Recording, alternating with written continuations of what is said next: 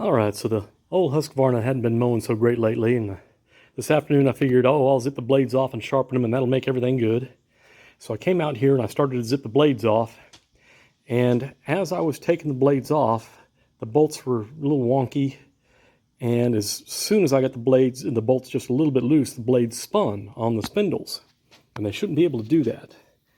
And what I found is, on the Husqvarna they got this star opening here,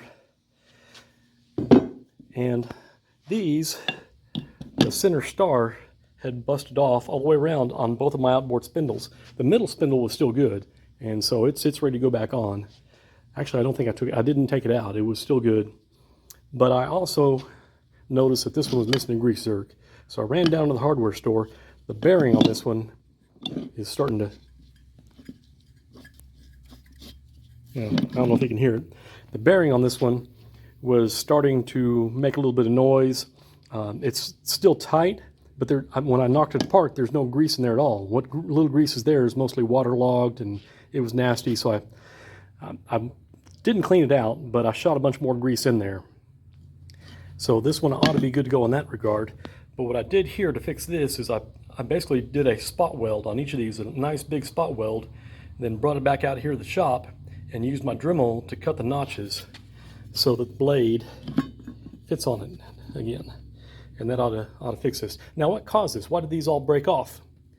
Well, I got a lot of sticks in my yard, and I don't stop for sticks. Honestly, if you can clean up your yard of sticks first, do it. I can't always get all the sticks out of my yard, don't see them, or there's just so many of them. And honestly, if they're in the size of my thumb or smaller, I usually don't care about them. But somehow I managed to knock the tines off both these hubs.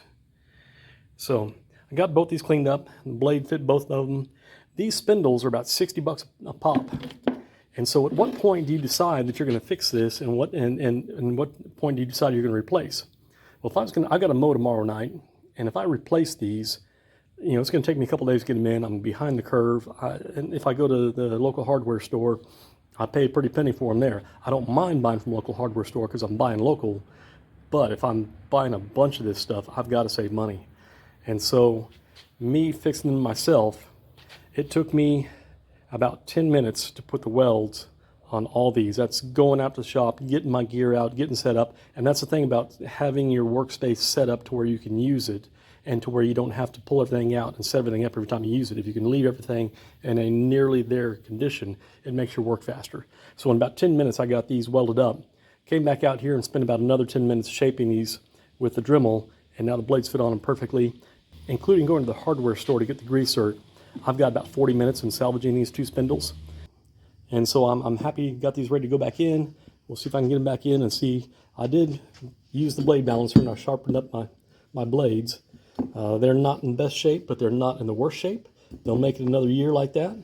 At the end of next year, I'll probably end up replacing these blades. I think they'll be pretty well wore out by then. I did try to deburr the edge. When I balanced, I took metal off the outside edge here where it's starting to try to chip off. And that's how I balanced them. Maybe that'll prevent those from cracking off so bad. We'll see. So I hope you learned something. Thanks for watching.